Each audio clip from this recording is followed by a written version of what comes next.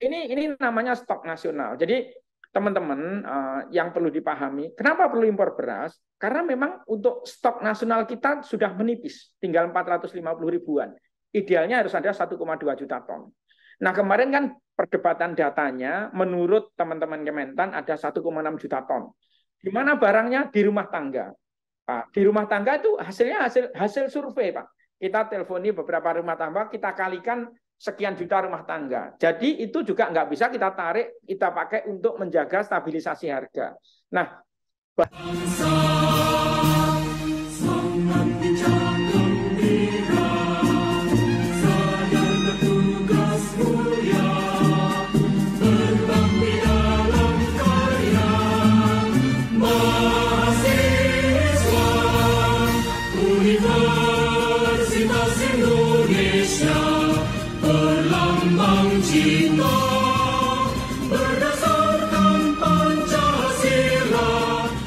Sekolah Nama saya Bambang Satono di kanal Inspirasi untuk Bangsa. Ini juga pertama kali lulus IPB sebenarnya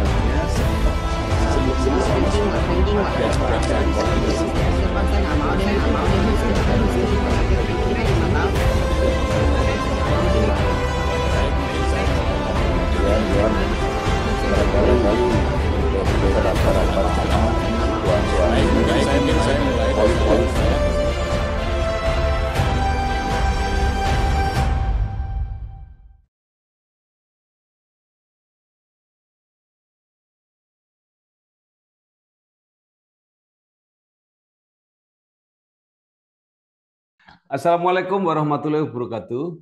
salam. Bersama saya Bambang Satono di kanal Inspirasi untuk Bangsa. Mudah-mudahan kanal ini selalu bisa memberi inspirasi, motivasi, dan edukasi. Kami sedang mempersiapkan beberapa video wawancara untuk ikut memberi makna 73 tahun Universitas Indonesia.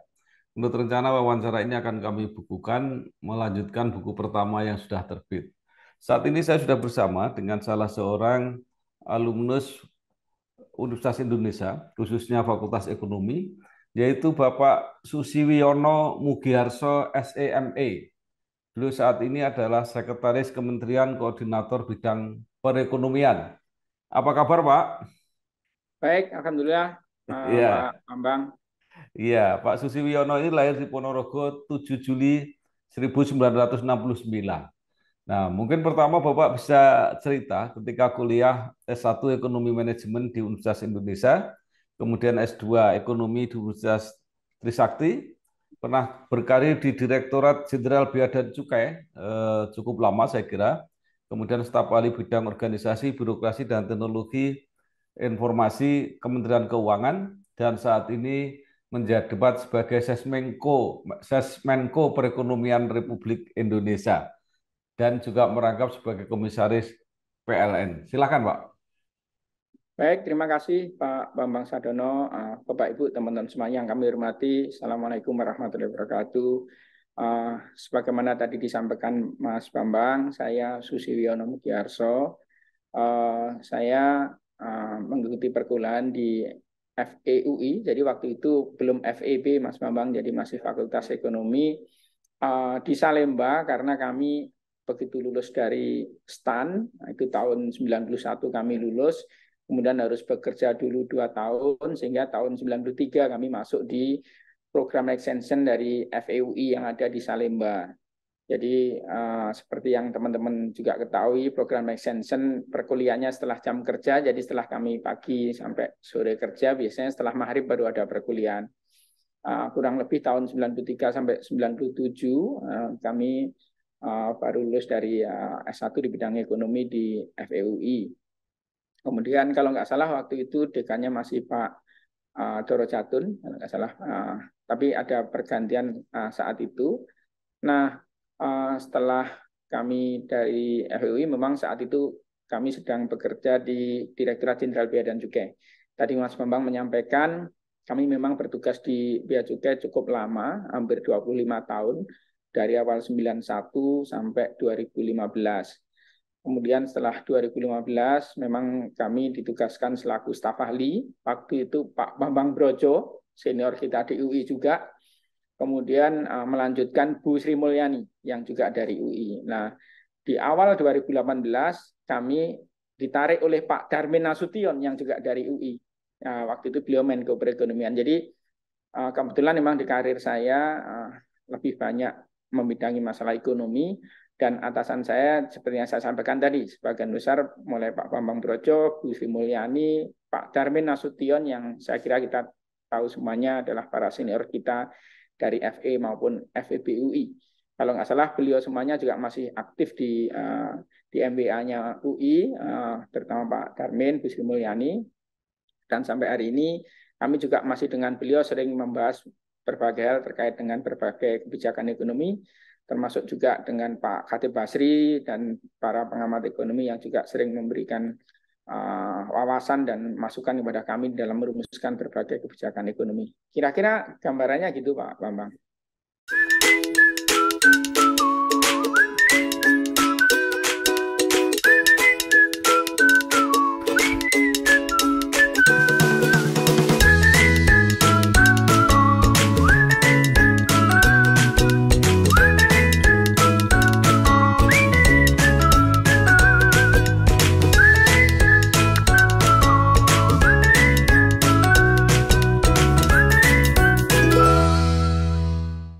Nah, kita langsung ke masalah yang aktual, Pak Susibyono.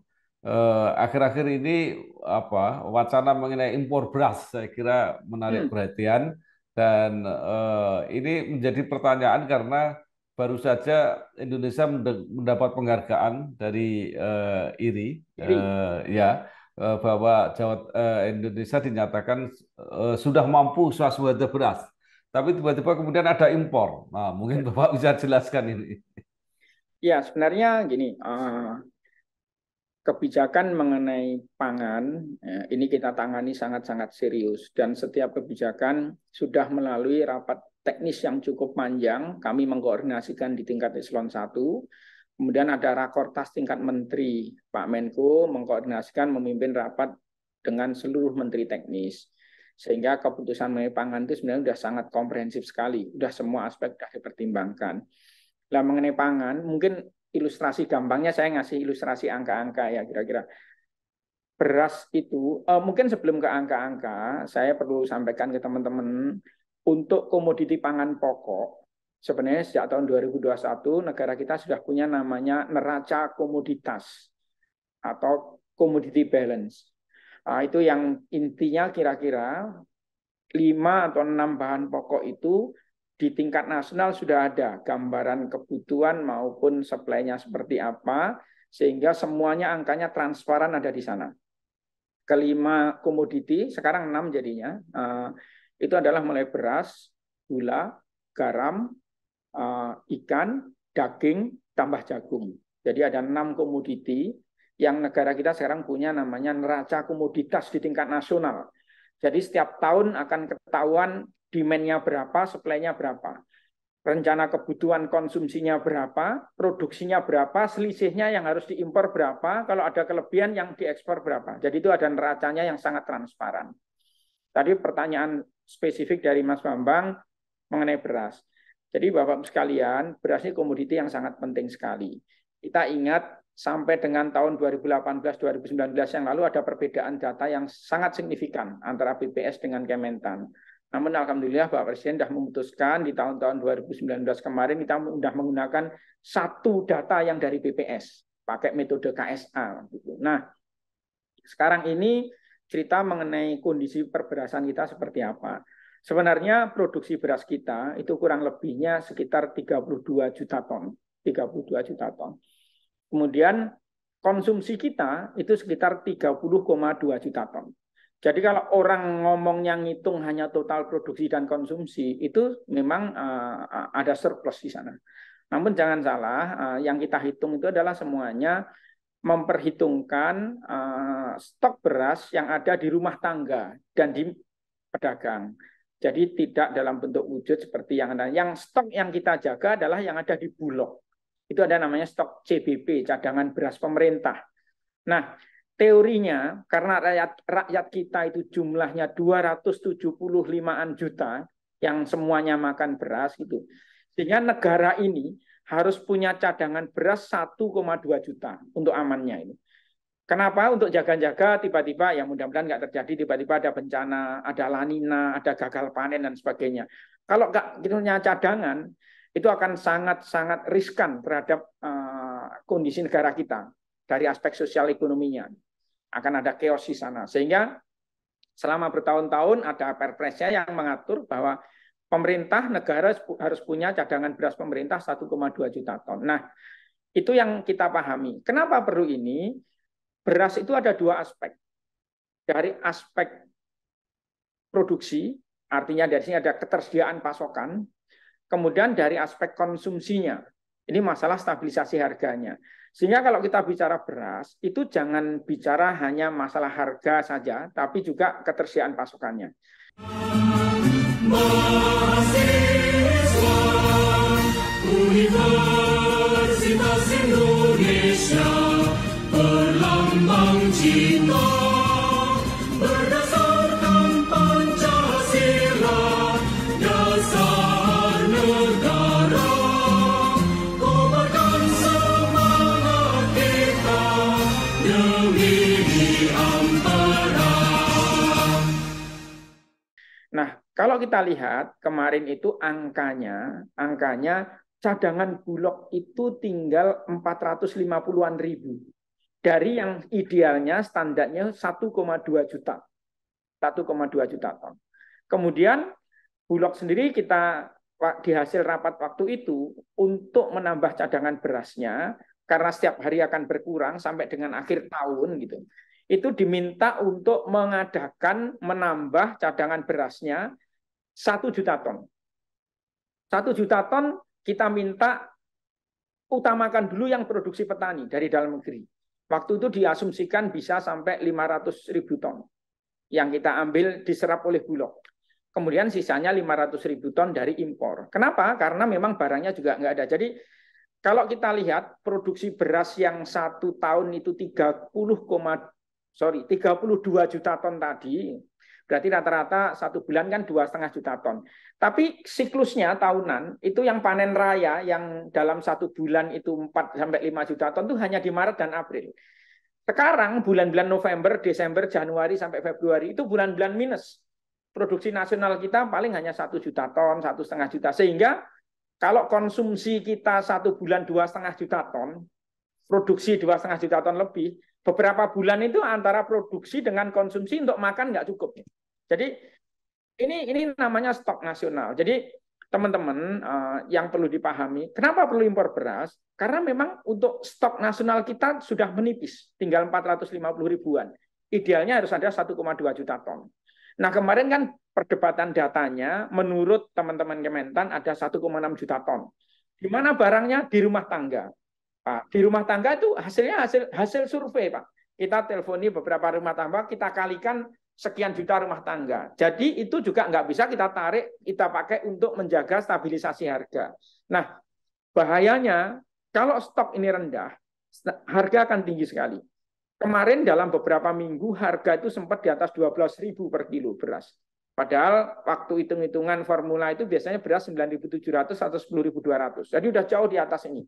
Bahkan gabahnya aja udah 6.300. Ada yang menyampaikan, lah ya udah biarin aja, sekali-kali mbok petaninya biar merasakan harga tinggi, biar kaya. Masalahnya barang di petani juga nggak ada, Pak, karena defisit tadi. Bulan Desember katakan produksi 1, sekian juta, konsumsinya 2,5 juta.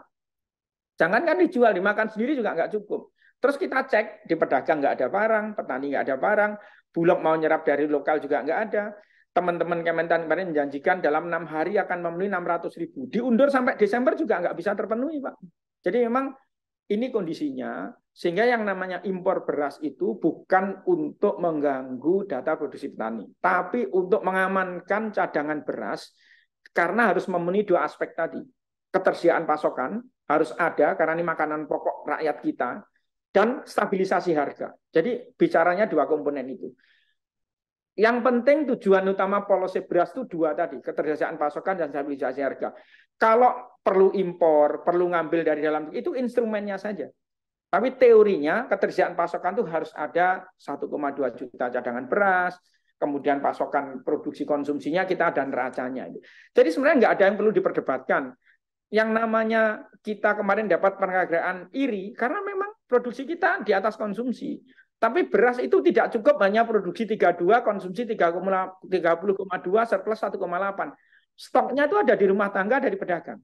Sehingga memang itu harus kita jaga. Masalah beras itu tidak mudah, Pak. Jadi nggak bisa dipahami, orang nggak paham, sepotong-potong hanya bicara matematis.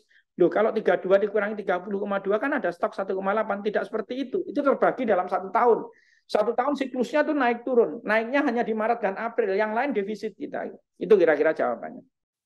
Aku Cipto, CEO. Apapun yang aku lakukan, bikin teman-temanku ketawa. Lah, aku presentasi di meeting, semua ketawa. Aku makan siang, pada ketawa. Jawab telepon klien, ketawa juga. Sampai aku lembur pun, ada yang ketawa. Karena itu, aku terlalu penting untuk sakit. Kalau aku sakit, bisa stres mereka. Makanya aku harus fit. Caranya minum Fituno 2 kali sehari. Fituno dengan Trivito Extra membantu menjaga daya tahan tubuh agar tetap fit. Kerjaan numpuk, lembur, gaji nggak naik-naik, nggak bakal bikin aku drop. Harus fit, minum Fituno. Jadi pernah ada pendapat begini, kenapa Bulog tidak bisa mendapatkan stok yang memadai seperti yang Bapak harapkan tadi? Karena memang Bulog tidak mempunyai modal yang cukup, bahkan sebenarnya kalau Bulog pun modal sangat cukup, Pak. Mereka juga ngambil dari lembaga keuangan perbankan, ada kredit dari sana dan sangat visible itu. Dan sudah ada perpres baru yang mempermudah, membuat lebih fleksibel Bulog di dalam membuat cadangan beras baik untuk CBP maupun yang untuk komersial. Kalau dari sisi regulasi, kebijakan, proses bisnisnya sudah nggak ada masalah. Yang masalah adalah kita sudah putuskan impor kira-kira 1-2 bulan yang lalu nggak dieksekusi sampai hari ini. Sehingga stoknya makin turun, harga makin naik. Nah, yang terus bergulir justru di media, orang ngambil populisnya aja. Kesannya membela petani. Nggak ada yang seperti itu. Ini kan semuanya ada data angkanya, Pak. Yang kita bela adalah seluruh rakyat Indonesia yang semuanya makan beras. Gitu. Jadi mohon izin, saya kadang juga nggak ingin berdebat, karena kami yang mengelola datanya semuanya. Yang penting policy yang kita ambil betul-betul untuk kebaikan rakyat kita semuanya. Rakyat kita juga termasuk petani, juga termasuk Pak Bambang yang konsumen pemakan beras juga, itu 275 juta orang itu. Ya, baik. Sekarang kita pindah ke isu lain, Pak. Jadi saat ini kan ekonomi digital ini luar biasa, perkembangannya luar biasa, dan kelihatannya juga pemerintah ini menerapkan strategi memanfaatkan ekonomi digital ini untuk mendorong pertumbuhan ekonomi di Indonesia. Ya. Nah, ini seberapa besar, Pak, dampaknya ini? Gini, kalau ngomongin ekonomi digital, saya kira tidak hanya kita, semua negara punya concern yang sama. Karena itu di berbagai event ekonomi, event forum internasional besar, semua prioritasnya ngomongin masalah ekonomi digital. Di ASEAN Summit kemarin sebelum G20, salah satu yang akan kita prioritaskan nanti juga ekonomi digital. Di dalam G20 kemarin dari 3 pilar yang kedua juga mengenai ekonomi, transformasi ekonomi berbasis digital, kira-kira bunyinya gitu. Di APEC kemarin juga gitu. Kemudian minggu yang saya baru pulang ini, kemarin hadir di ASEAN EU Summit, itu juga salah satunya ngomonginnya masalah ekonomi digital. Nah, karena perhatian begitu besar, saya kira kalau dari sisi konsep, dari sisi support, dari resources yang ada, pembiayaan sudah banyak sekali lah, mungkin kita nggak ngomongin satu persatu, potensinya semua orang udah ngomong lah, potensi dan sebagainya. Sekarang konkretnya mau seperti apa? Nah, Bapak-Ibu sekalian, saya kira pengalaman pandemi ini yang paling bisa kita catat adalah adanya akselerasi, percepatan digitalisasi dalam semua bidang. Kalau dulu sebelum pandemi barangkali kita nggak kenal Zoom seperti ini, nggak ada WFH, pakai teknologi, sekarang sudah jamak, semua masyarakat sudah behavior, habitnya sudah akan ke sana. Nah, karena itu ini sudah jadi satu keharusan, keniscayaan yang kita harus siapkan strateginya. Salah satunya, selain di forum-forum internasional, kita menggalang pembiayaan bersama, mendorong berbagai inisiatif, pemerintah juga sedang menyiapkan satu bentuk PMO. PMO itu apa ya? Project Management Office-nya yang khusus menangani masalah ekonomi digital. Harusnya dari tahun yang lalu, namun pembiayanya baru ada di tahun depan ini. Nanti kami dengan teman-teman Kominfo dan KL yang terkait akan mengkoordinasikan, kita akan mendesain satu bentuk PMO untuk menangani ekonomi digital supaya terintegrasi semuanya. Karena semua punya inisiatif, Pak. Punya inisiatif, di sektornya masing-masing ada teknologi digital sana. Pak Bambang ngomong sektor apa aja pasti ada konsep digitalisasi. Bahkan tadi ngomongin beras pertanian, mereka mengenalkan smart farming di sana. Industri ada industri 4.0. Semua sektor, kalau saya sebut satu persatu semuanya ada. Nah, kita ingin itu terintegrasi, kebijakannya terstruktur yang sistematis. Mahasiswa Universitas Indonesia berlambang cinta berdasarkan Pancasila, dasar negara. Kobarkan semangat kita demi ampera. Nah, selain itu, selain nanti bentuk PMO digital, beberapa kebutuhan yang mendesak kita sudah dorong. Contoh, UMKM kita dorong supaya sudah on board di dalam platform digital. Nah, itu programnya kan banyak, ada program Bangga Buatan Indonesia, macam-macam lah. Kita kan paling banyak, paling pintar membuat program-program seperti itu. Nah, saya kira semangatnya yang penting bagaimana kita mengakselerasi digitalisasi di berbagai sektor tadi. Namun jangan sampai nanti lepas kemana-mana, nggak terkoordinasi, justru tidak bersinergi. Karena itu di tingkat nasional sudah ada regulasinya, sekaligus kita akan bikin PMO-nya nanti, supaya betul-betul terintegrasi semua konsep digitalisasi tadi. Kira-kira itu Pak, kalau ngomongin potensi sekiannya, saya kira sudah, saya berulang kali bicara di forum apapun, tapi kurang lebihnya kita akan serius mendorong, karena di semua forum internasional kita, itu selalu prioritas utamanya ngomongin masalah ekonomi digital tadi. Demikian, Pak. Ya, sekarang mengenai hasil KTT G20, Pak. Banyak orang mengatakan bahwa kita sukses sebagai penyelenggara KTT G20, tetapi kemudian yang ingin ketahui lebih lanjut adalah apa dampak yang dihasilkan atau hasil yang diperoleh oleh Indonesia, terutama di bidang ekonomi. Iya, Mas Bambang, mungkin kalau mengenai G20, saya kira sangat relevan sekali. Kebetulan substansinya ada di tempat kami, kan ada bidangnya ada dua, ada Sherpa Track dan Finance Track. Finance Track itu yang membawai sektor keuangan. Di luar keuangan semuanya ada di bawah Sherpa Track yang dikoordinasikan di tempat kami, di kantor Kemenko. Dan kebetulan sekretariatnya dua-duanya saya pegang, sehingga saya paham betul mengenai substansinya. Mungkin saya sudah berulang kali menyampaikan berbagai media, baik saat KTT, semuanya live sudah kami sampaikan penjelasan. Pada intinya, presidensi G20 tahun ini, di mana kita menjadi presidensinya, itu agak berbeda dengan semua KTT G20, 16 KTT yang sebelumnya. Yang sekarang ini Bapak Presiden betul-betul ingin ini memberikan manfaat nyata yang konkret. Bukan hanya untuk Indonesia, tapi juga menjadi solusi kolektif terhadap berbagai tantangan dunia. Nah, karena itu, kalau bicara angka-angkanya mungkin nanti terlalu panjang, tapi kurang lebihnya, ini yang kita detailkan juga, Pak, di pertemuan-pertemuan ASEAN kemarin, dengan ASEAN EU. Besok pagi, kita dengan Indo-Pasifik bicara mengenai tindak lanjut yang terkait dengan berbagai skema pembiayaan. Jadi, kalau ngomongin angka, kemarin bahas misalkan skema PGII. PGII itu adalah partnership untuk global infrastructure and investment. Itu ada komitmen negara-negara maju untuk investment dan infrastruktur itu 600 miliar US dollar selama 5 tahun. Itu besar sekali itu. Hampir 10.000 triliun sendiri itu. Walaupun untuk semua negara, terutama negara berkembang, dan selama 5 tahun ke depan. Banyak lagi inisiatif, misalkan JETP, Just Energy Transition Partnership misalkan. Nah, itu juga program-programnya juga luar biasa banyak, tapi sebagian besar nanti yang manfaat konkretnya nanti di 4 pilar tadi. Sebenarnya 3 pilar plus 1. Pilar kesehatan, kita mendengar adanya pandemic fund yang 1,4 miliar US dollar. pilar transisi energi ini yang paling banyak diomongin karena ke depan kita akan banyak ngomongin masalah energi transition ini. Yang ketiga tadi masalah ekonomi digital tadi. Plus satu masalah food security. Jadi 4 prioritas tadi. Jadi kalau ngomongin manfaat konkretnya, hari ini kita nggak habis-habisnya mendiskusikan bagaimana merealisasikan angka-angka komitmen tadi gitu.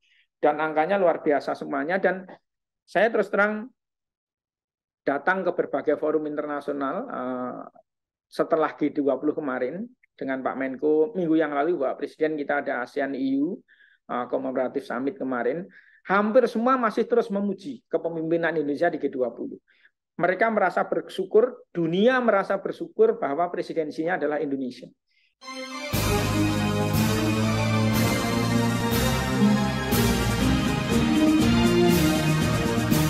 Universitas Indonesia,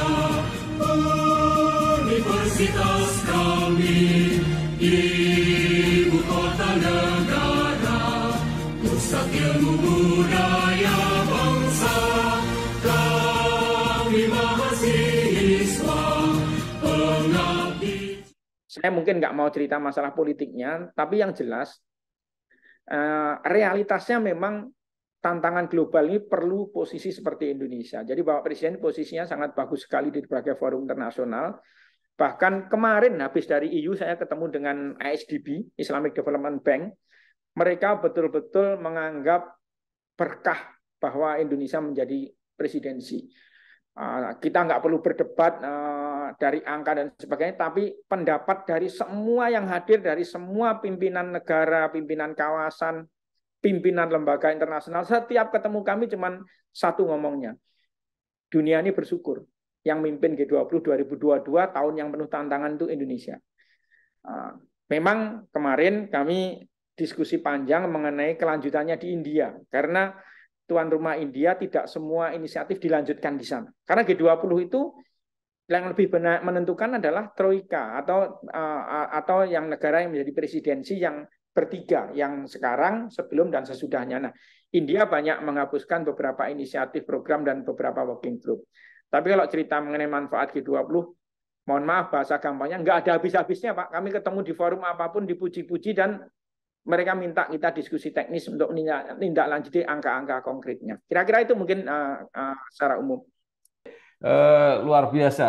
Tadi kita bicara mengenai prospek positif, optimistik gitu. Tapi di sisi yang lain ada bayang-bayang yang juga sering dikemukakan Bapak Presiden bahwa tahun 2023 ini adalah tahun tantangan yang perekonomian global menjadi lebih sulit. Nah, apa yang bisa kita gambarkan, Pak? Antisipasi apa yang disiapkan Indonesia? Ya, sebenarnya memang harus kita akui berbagai proyeksi, outlook, dan sebagainya 2023 tidak mudah, terutama global. Bahkan hampir semua sepakat mengkoreksi proyeksi pertumbuhan ekonomi global tahun depan. Kurang lebihnya mungkin sekitar di angka 2,7%. Nah, banyak faktor, mulai pandemi yang belum selesai, kemudian beberapa disrupsi untuk supply chain juga belum pulih benar, ditambah lagi inflasi yang tinggi, beberapa negara sudah double digit, kemudian inflasi tinggi direspon dengan kenaikan suku bunga, pengetatan sektor keuangan, dan banyak kalau kita rangkai itu akumulasinya, kalau disimpulkan kira-kira tantangan globalnya sangat-sangat berat sekali di tahun depan. Nah, bagaimana dengan Indonesia? Kalau kita lihat, kita hampir semua lembaga internasional memproyeksikan kita masih tumbuh di antara 4,7 sampai 5,3%. Kami di pemerintah masih yakin insya Allah nanti bisa tetap di atas 5%. Kemudian kalau kita lihat, walaupun sebenarnya 2-3 tahun ini kan kita mengandalkan ekspor kita yang cukup tinggi, surplus neraca perdagangan yang 30 bulan berturut-turut. Nah, sekarang kan mulai ada kecenderungan trennya mulai tidak naik lagi dan mulai melandai untuk beberapa harga komoditas atau commodity price kita. Namun Indonesia sudah menyiapkan semuanya. Inflasi kita relatif kemarin agak tinggi, kemudian karena dampak kita menaikkan harga BBM kemarin, dan itu sudah kita perhitungkan. Tapi overall selama setahun Bahkan di bulan kemarin pun sudah 5,71 kemarin. Jadi sudah di bawah dari growth kita yang 5,72% untuk kuartal 3. Dan kami yakin tahun depan inflasi akan sangat terkendali. Universitas Indonesia, universitas kami, ibu kota negara, pusat ilmu budaya bangsa, kami mahasiswa, pengabdi cipta, ngejar ilmu pengabdi luhur, untuk nusa dan Kembali ke rentang target lagi plus minus 3%. 3% plus minus 1 maksud kami. Nah, kalau lihat beberapa leading indikator, kemudian beberapa parameter makroekonomi kita sangat yakin ekonomi kita akan sangat bisa mempunyai daya tahan dan resiliensi yang cukup baik. Di tengah-tengah kondisi global yang memang seperti saya cerita tadi, kita diskusi dengan beberapa negara, inflasinya udah double digit. Kalau tadinya krisis pangan, krisis energi, merambat krisis keuangan, sekarang seluruh rakyat di beberapa negara di Eropa, sebut aja negara-negara besar, Inggris, Jerman, beberapa negara yang besar-besar di Eropa semuanya, mereka sudah mengalami yang namanya cost of living crisis, krisis biaya hidup yang membengkak, bahkan untuk membeli energi untuk memanaskan selama winter saja mereka akan kesulitan sekali karena harga energi inflasinya tinggi sekali. Banyak sekali kejadian di negara-negara maju yang mungkin mengharuskan berbagai lembaga mengkoreksi proyeksi pertumbuhan global hanya 2,7%. Bahkan beberapa negara maju juga cukup rendah. Dan Cina kita lihat sebagai mitra dagang utama kita dengan konsep zero COVID, walaupun kemarin sudah mulai agak mereview konsep itu, tapi paling tidak ekonomi mereka masih belum tumbuh seperti yang lalu-lalu. Tahun kemarin hanya 0, itu juga memang pengaruh sekali. Tapi dengan pengalaman kita kemarin waktu komoditi price mulai melandai, ekspor kita juga tetap tumbuh. Sekali lagi, kami pemerintah yang bertanggung jawab membidangi ekonomi, kesimpulannya 2023 pemerintah tetap optimis, namun waspada dan antisipatif. Karena kondisi globalnya memang seperti yang saya ceritakan tadi.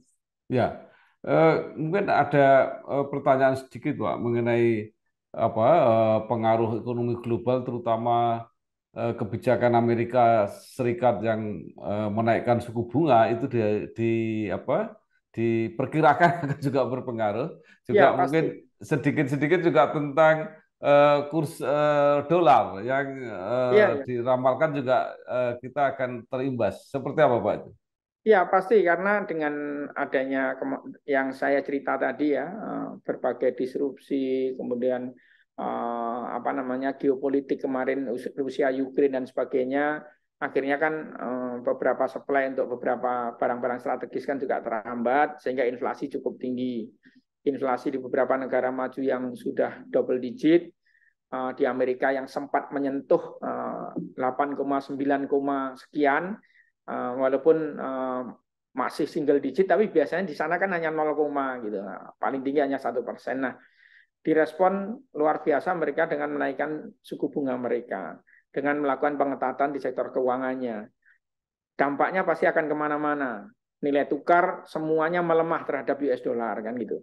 Kemudian juga kekhawatiran mengenai capital outflow yang memang akan dolarnya pulang kampung ke sana karena seperti itu. Dan banyak hal, tapi kalau kita lihat, kita pantau sampai hari ini neraca pembayaran kita, transaksi berjalan kita masih oke. Cadangan devisa pun kemarin kembali lagi ke 134, sekian miliar US dollar. Jadi sebenarnya kekhawatiran yang dari kebijakan yang diambil the Fed, kemudian negara-negara maju menaikkan suku bunga, saya kira kita sudah cukup merespon dan ekonomi kita juga tetap tumbuh cukup baik. Dan semua leading indikator juga masih cukup memberikan sinyal yang positif, Pak. Bahkan indeks PMI kita pada saat kemarin kita khawatir beberapa sektor global marketnya turun, demand-nya habis, sehingga beberapa sektor mulai PHK, tapi faktanya indeks PMI kita masih tetap di atas 50, jadi masih ekspansif gitu. Jadi cukup bagus lah, kita cukup optimis. Ya, baik. Sekarang sedikit menyinggung sektor energi, Pak, terutama PLN, karena Bapak juga salah seorang komisaris di PLN. PLN ini kan membuat transformasi yang besar-besaran Ya. dengan membentuk holding subholding. Hmm. Itu apa, Pak? Target yang diharapkan? Ya. Jadi saya kira mungkin porsinya nanti agak berbeda ya biar teman-teman di direksi PLN. Tapi konsepnya sangat bagus sekali dari Pak Menteri BUMN itu kan meminta supaya kita melakukan transformasi, mereform. Karena bagaimanapun PLN ini kan BUMN yang asetnya terbesar Pak. Dibandingkan semua BUMN yang lain, asetnya yang paling besar. Dan juga kondisinya kan posisi PLN itu sebenarnya memang tidak hanya transform dari sisi kelembagaan saja, dari sisi model bisnis saja. Jadi tidak cukup dengan holding subholding saja, tapi itu sudah respon yang sangat baik sekali. Karena kita dihadapkan ada konsep nanti akan ada transisi energi, climate change, dekarbonisasi dan sebagainya.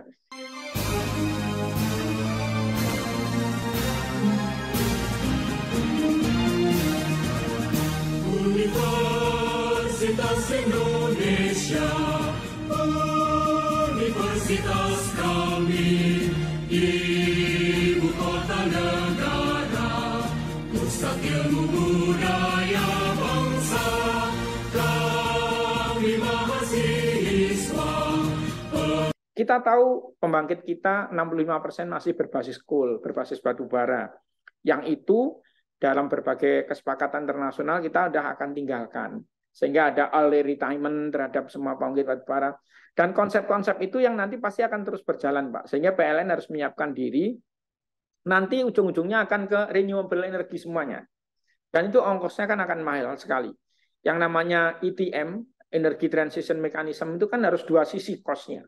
Sisi merubah yang existing, yang katakan berbasis fosil, itu juga perlu cost, karena harus dikonversikan. Dan sisi menggunakan next yang renewable-nya sendiri itu juga perlu cost tambahan. Jadi memang tidak mudah sehingga dibuat konsep yang oleh teman-teman PLN, saya kira perlu kita apresiasi, transformasinya luar biasa. Holding subholdingnya berjalan mulus kemarin, kemudian juga berbagai target juga bisa dicapai. Tapi masih belum selesai. Karena dunia masih akan mengomongin yang namanya transisi energi, Pak. Itu akan menjadi isu terus sampai beberapa tahun ke depan. Dan pasti yang kena di depan nanti adalah PLN, Pertamina, dan sebagainya. Tapi PLN lebih beruntung karena justru nanti dengan konsep ke sana makin utilisasinya, optimalisasinya akan makin tinggi lagi. Sementara mungkin teman-teman di Pertamina juga malah akan mulai agak menurun karena penggunaan bahan bakar fosil kan akan dihindari. Kalau PLN justru diuntungkan, kebijakan EV, kemarin kita berikan insentif pembelian mobil listrik kasih 80 juta, ini sedang kita rumuskan kebijakannya, tapi kurang lebihnya akan lebih menguntungkan posisi PLN ke depan karena bicara masalah transisi energi. Demikian Pak, mungkin kami sambil nanti kalau masih ada lagi. Sedikit lagi. Nah, Pak, kembali ke UI. Apa yang menurut Bapak pembekalan baik akademis maupun di luar akademis yang sangat membantu apa yang Bapak peroleh dari UI ini ketika menjalani karir sampai saat ini? Ya, saya kira kita harus mengakui kalau bicara ekonomi pasti masih teman-teman di UI lah kalau di level nasional, baik dari si tokoh-tokohnya maupun dari para akademisinya yang juga ikut bersama-sama kami kita libatkan dalam perumusan berbagai kebijakan dan program nasional di bidang ekonomi. Nah, kalau saya melihat sebenarnya sekarang pun kita beruntung juga Rektor UI Prof. Ari Kunchoro ini kan juga dulunya dekan FEB ini, jadi beliau sangat ini sekali di dalam mensupport kami semuanya, memberikan analisis kritis terhadap berbagai kebijakan pemerintah. Bahkan kemarin sepanjang G20, Prof. Ari dan bahkan beberapa wakil rektornya juga sangat aktif sekali dengan kami di semua event pembahasan, baik di tingkat Sherpa maupun ministerial meeting maupun di KTT kemarin juga ikut bersama-sama kami di Bali. Jadi saya kira kalau teman-teman dari UI kalau bicara ekonomi saya kira nggak disangsikan lagi lah, pasti teman-teman baik yang ada di kampus, para akademisi yang jadi pengamat, yang menjadi birokrat seperti kami dan teman-teman semuanya, saya kira sudah cukup bagus semuanya. mahasiswa Universitas Indonesia berlambang cinta berdasarkan Pancasila dasar negara kobarkan semangat kita demi Ampera. Nah, mungkin yang perlu pelajaran kita dari kemarin masa-masa pandemi, kemudian berbagai event besar internasional ada di kita itu, memang untuk mendidik nanti para generasi penerus kita semuanya, terutama yang di bidang ekonomi, saya kira memang harus terlibat aktif ya. Sejak teman-teman menempuh di bangku perkuliahan, kayak sekarang ini untuk penanganan G20, kami sudah menyiapkan dari tahun 2021 yang lalu. Dan kebetulan dengan Prof. Ari kita sudah ada MOU, sehingga para mahasiswa ekonomi UI juga ikut ngantor di tempat kami. Apapun namanya, magang, internship, atau apa, pokoknya mereka ada di sini biar mereka merasakan betul bagaimana dinamika pembahasan kebijakan ekonomi di tingkat global yang tidak mudah. Ini kan pembelajaran yang sangat bagus sekali. Nah, saya kira ke depan kita perlu melibatkan dari awal anak-anak kita, adik-adik kita yang ada di bangku kuliah, karena kita harus jujur, pada saat kita ngomongin kondisinya extraordinary, Mas Bambang, itu tidak cukup. Apa yang kita dapat di bangku kuliah, textbook semuanya, dan sejujurnya karena kami di masa pandemi ini yang membuat banyak sekali kebijakan, kami dengan Pak Menko mulai penanganan COVID maupun pemulihan ekonomi, itu mungkin secara teori, secara konsepsi mungkin tidak benar. Dalam artian tidak benar-benar 100% benar. Tapi faktanya itu yang efektif.